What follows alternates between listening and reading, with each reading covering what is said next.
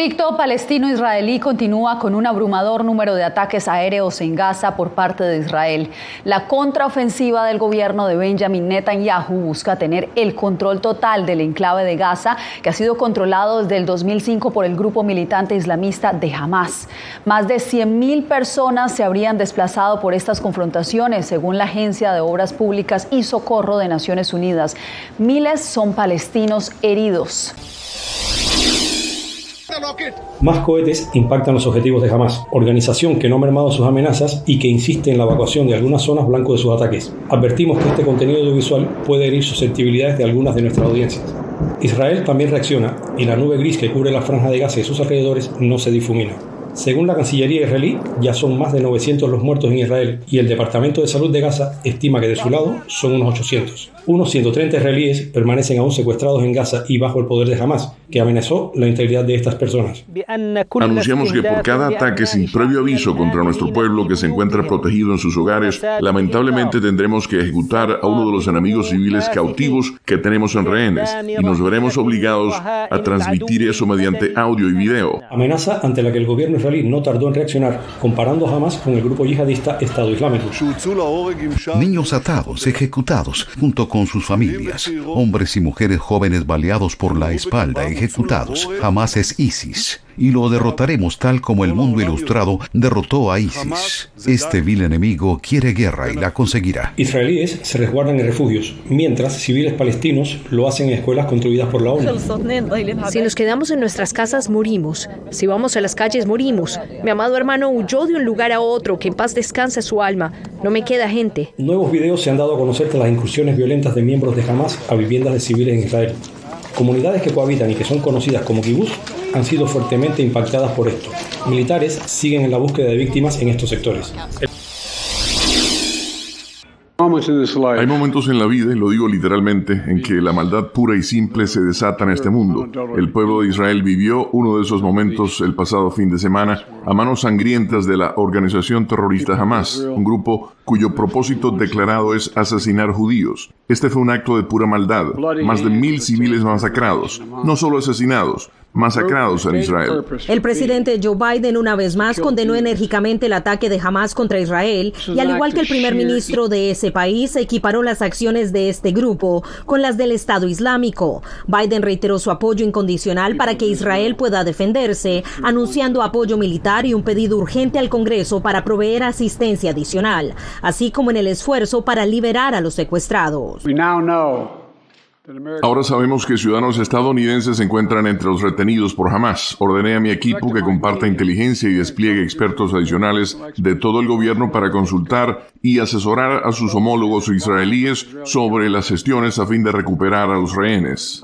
Según Jake Sullivan, consejero de seguridad de la Casa Blanca, hasta la tarde del martes se habían identificado aproximadamente 20 estadounidenses desaparecidos. Nahar Neta afirmó que una de esas personas es su mamá, Adrián Neta, de 66 años, y envió un mensaje a la administración desde Tel Aviv. Quiero hablar de la responsabilidad que tiene la administración estadounidense, el presidente Biden y el secretario de Estado Blinken por la vida de cada ciudadano estadounidense que está ahí afuera. Ellos, responsables de traer a los ciudadanos estadounidenses de regreso a casa sanos y salvos. A lo que Jake Sullivan respondió retomando las palabras del presidente. No hay mayor prioridad que la seguridad y el bienestar de los ciudadanos estadounidenses retenidos como rehenes en el extranjero. El ataque sorpresa de Hamas contra Israel plantea interrogantes sobre cómo se reorganizará el cuadro geopolítico internacional, sobre todo en Oriente Medio, y el papel que pudo haber tenido Irán. Han dicho que el Irán islámico está detrás de este ataque. Están equivocados. Esto fue hecho por los propios palestinos. Planificadores inteligentes, jóvenes valientes y activistas sacrificados lograron esta victoria épica. Irán es el aliado más grande de Hamas, pero hasta ahora no hay una evidencia clara de su participación directa en el ataque, como confirmó también el presidente francés Emmanuel Macron. Tendría cuidado aquí porque nuestra información aún no está completa. Arabia Saudita, que está negociando un acuerdo para normalizar sus relaciones con Israel, aún no condena el ataque de Hamas. Dijo que había advertido a los israelíes de posibles venganzas frente a lo que Arabia Saudita define como abusos contra los palestinos. Ahora el futuro del acuerdo con Israel está en duda. Entre tanto, Egipto hizo un llamado a un alto al fuego y Rusia dijo que está ayudando a Israel y a los palestinos a encontrar un acuerdo, pero no evitó criticar a Estados Unidos. Este es un claro ejemplo del fracaso de la política de Estados Unidos en el Medio Oriente, que intentó monopolizar la resolución del conflicto, pero lamentablemente no se preocupó por encontrar compromisos aceptables para ambas partes. Qatar, otro aliado palestino, empezó a negociar con el grupo militante para lograr la liberación de los presos israelíes. El Programa Mundial de Alimentos de las Naciones Unidas lanzó una operación de emergencia para proveer asistencia crítica a más de 800.000 personas en Gaza y en West Bank, ante el cerco impuesto por Israel.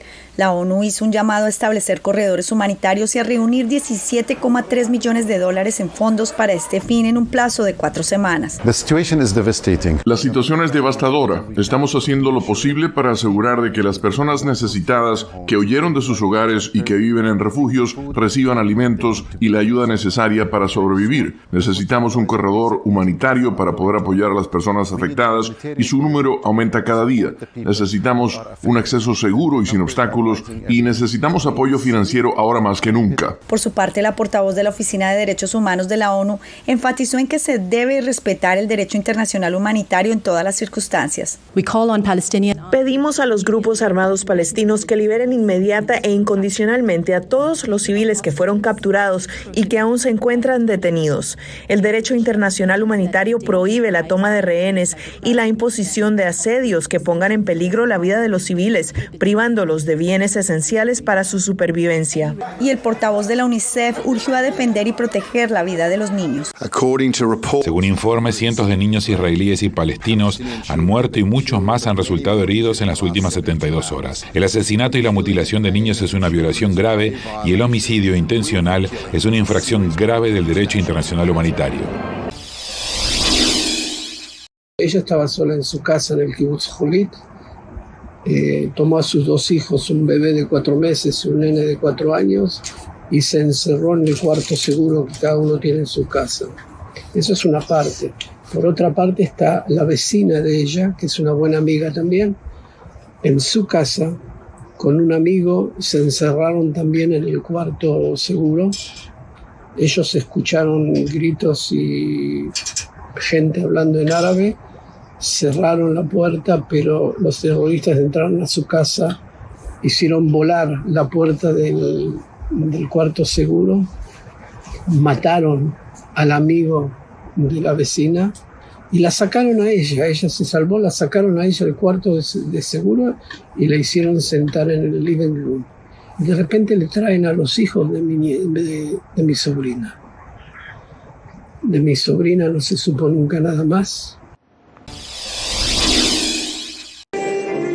Al menos 9 latinoamericanos han muerto y alrededor de una veintena de personas se encuentran en la lista de desaparecidos luego del mortal ataque de Hamás a Israel este fin de semana, según reportan sus respectivos gobiernos. México ya inició el operativo de repatriación con 2 aviones de la Fuerza Aérea. Hicimos esta escala técnica aquí en Irlanda para posteriormente continuar hacia Turquía, para finalmente llegar a Israel. La selección mexicana de gimnasia rítmica, que se encontraba atrapada en Israel, donde se preparaba para los Juegos Panamericanos, anunció en redes sociales que regresarán a casa luego de la respuesta de los organismos mexicanos. Estamos aquí en el aeropuerto Ben Gurión en Tel Aviv, listas para salir rumbo a México. Ya llegó la aeronave. En Argentina inició la operación conjunta Rescate Seguro para evacuar a su población en Israel. Se disponen vuelos entre Tel Aviv y Roma en un avión Hércules. Las autoridades del país suramericano reportan la muerte de 7 de sus nacionales. El Ministerio de Relaciones de Perú reportó la muerte de una persona en ese país. Chile también reporta muertes. Tenemos certeza en este momento de 3 chilenos, de los cuales, 2 son hijos chilenos, una chilena directamente asesinado. Hay además una chilena secuestrada, que en este minuto es nuestra mayor preocupación. Desde Tel Aviv, el estadounidense Adam Bellos, director del Fondo de Innovación Israelí, que está trabajando en las ayudas para los damnificados, dijo que la comunidad se ha unido como una familia para ayudar. Hay más de 2.000 personas heridas y más de 100 secuestrados que están en Gaza. Nadie está hablando de nacionalidades. Estamos más enfocados en tenerlos a todos en conjunto. Las autoridades de Panamá reportaron que una nacional de ese país que había sido reportada como desaparecida fue encontrada. Un grupo de más de 100 personas, entre colombianos, mexicanos y estadounidenses, se encuentran con el sacerdote colombiano Jesús Hernán Orjuela, varados en Israel, en medio de la guerra desatada en ese país y el grupo Hamás. Los colombianos hemos tenido una buena noticia del gobierno.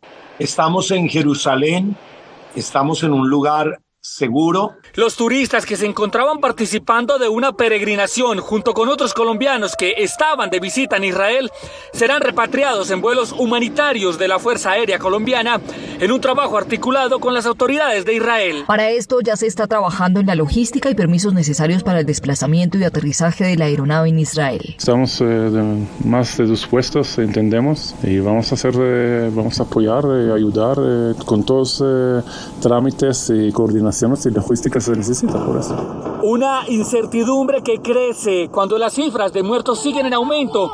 Por eso, los colombianos en Israel hacen un llamado a la paz. Temen por su vida y la de sus familias. Empecé a sentir miedo, también mis hijos nerviosos, porque había mucho nerviosismo, porque todo fue sorpresa. Más de 120 puntos siguen bloqueados. No importa cuántos días más estemos en esta lucha, seguiremos hasta que esas ratas corruptas caigan.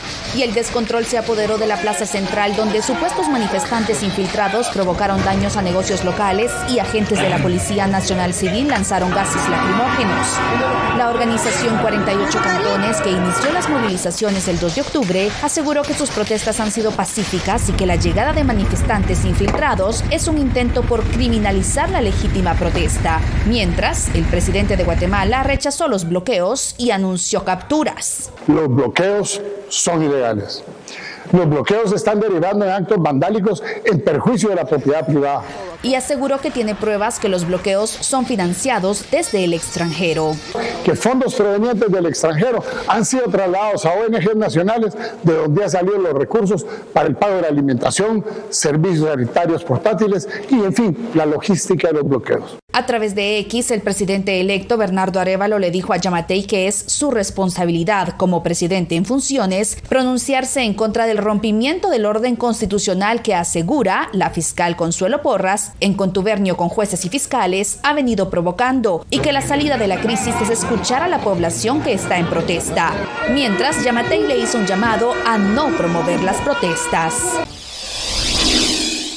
El pacto de unidad. Desde hace varios meses, las disputas internas del partido oficialista, el Movimiento al Socialismo, han elevado la tensión política en Bolivia de cara a las elecciones presidenciales de 2025. El Congreso del MAS, que reúne a bases sociales del país, ratificó al expresidente Evo Morales como líder del partido y lo proclamó candidato único.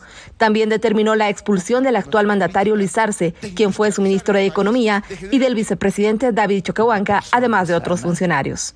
Con ética, con moral, estoy convencido, con un poquito de experiencia, tenemos la obligación de salvar la patria, estamos convencidos de eso. Mientras tanto, el presidente Luis Arce, que aún no anunció formalmente su intención de disputar las elecciones, mostrará el respaldo de sus seguidores en un cabildo en la ciudad de El Alto. Ratificamos la lucha del pueblo boliviano porque nuestras organizaciones sociales, porque el pueblo organizado siga y continúa al mando del Estado Plurinacional de Bolivia. Según la politóloga María Teresa Segada, la batalla entre arcistas y evistas también muestra un cuestionamiento al poder único. Finalmente hay una democratización interna en el partido, pero claramente esto no ha sido acompañado por una autocrítica del propio Evo Morales, que ha insistido en ser él el jefe y por lo visto él lo tomó a Arce como una suerte de sustituto funcional temporal. El Tribunal Supremo Electoral indicó que la candidatura de Evo Morales es anticipada y está al margen del calendario electoral que contempla las elecciones primarias el 2024.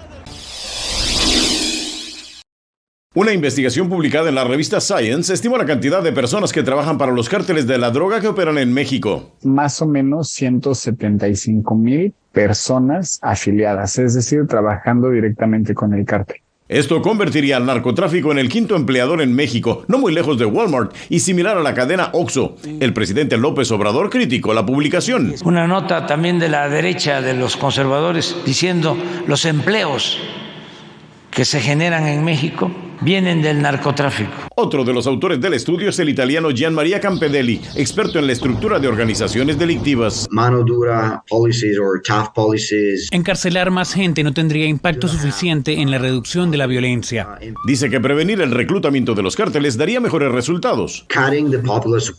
Eliminar el apoyo popular a los carteles, que parece estar presente en ciertas partes de México, es clave. Rafael Prieto Curiel explicó desde Viena cómo determinaron el tamaño de la estructura de los cárteles. Con datos del INEGI, de los homicidios, de la población penitenciaria, de los ingresos a la población penitenciaria y con datos de personas desaparecidas. Cuando la DEA declaró que tan solo los cárteles de Sinaloa y Jalisco Nueva Generación tienen unos 44,000 miembros, tampoco le agradó al gobierno de López Obrador, pero el estudio presentado en la revista Science llegó a una conclusión similar. Los investigadores reconocen que incluso atendiendo el reclutamiento, tardarían unos 5 años para disminuir la violencia.